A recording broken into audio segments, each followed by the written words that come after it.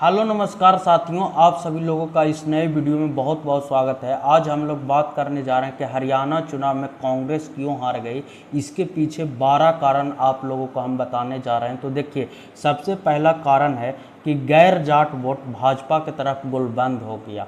ये पहला कारण है जिसके कारण कांग्रेस चुनाव हार गई। उसके बाद फिर 25% जाट वोट के खिलाफ ओबीसी वोट बीजेपी के साथ एकजुट होकर गया, इसलिए वहां भाजपा चुनाव जीत गई और कांग्रेस चुनाव हार गई। उसके बाद फिर जैसे पिछड़ी जाति में यादव, सैनी, गुर्जर, इन सब लोगों का एक तरफा वोट भाजपा को मिला और कांग्रेस का वोट नहीं मिला। उसके बाद फिर कांग्रेस का जाट, मुस्लिम और सिख वोट के भरोसे ही ज़्यादा रह गई और इन सब लोगों का ही ज़्यादा वोट, मास वोट मिला। उसके बाद फिर कांग्रेस को दलितों का वोट एक मुश्त नहीं मिला। ये भी बहुत बड़ा कारण रहा कांग्रेस को हारने का। दलित वोटों का 3 जगह बंटवारा हुआ।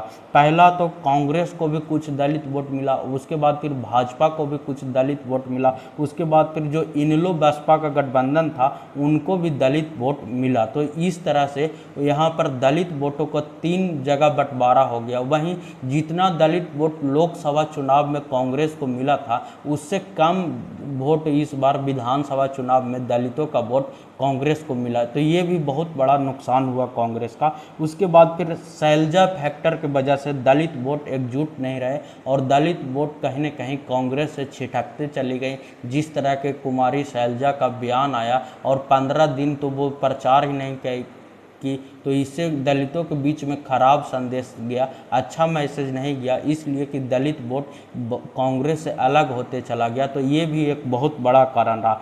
उसके बाद फिर राम रहीम के फैक्टर से भी भाजपा को कुछ इलाकों में फ़ायदा मिला, क्योंकि राम रहीम जब जेल से पैरोल पर बाहर निकले तो उन्होंने अनाउंस किया, घोषणा किया कि भाजपा को वोट दो। तो इससे भी कहीं न कहीं उनके फॉलोवर, जो उनके समर्थक था, वो भाजपा की तरफ गया, तो इससे भी कांग्रेस को नुकसान हुआ। तो ये भी बहुत बड़ा फैक्टर रहा। उसके बाद फिर आरएसएस का ग्राउंड वर्क से भी भाजपा को बहुत ज़्यादा फायदा हुआ और आरएसएस जिस तरह से छुपा प्रचार करता है, छिप छिप कर प्रचार करता है, उससे भी भाजपा को बहुत ज़्यादा लाभ हुआ और कांग्रेस को नुकसान हुआ। उसके बाद फिर भीतरघात और बगावत से भी कांग्रेस का नुकसान ज़्यादा हुआ। भाजपा का तो नुकसान नहीं हुआ बगावत या भीतरघात से, लेकिन कांग्रेस का बहुत ज़्यादा भीतरघात और बगावत से नुकसान हुआ। जैसे हुड्डा, भूपेंद्र सिंह हुड्डा और कुमारी शैलजा, इन दोनों के बीच में गुटबाजी जो हुआ उससे कांग्रेस का बहुत ज़्यादा नुकसान हुआ और दलित वोट कांग्रेस के तरफ नहीं आया। इससे कांग्रेस कहीं न कहीं चूक गई चुनाव में। उसके बाद फिर जो भाजपा का परंपरागत वोटर हैं, ब्राह्मण, वैश्य, पूर्वांचली, ये सब वोट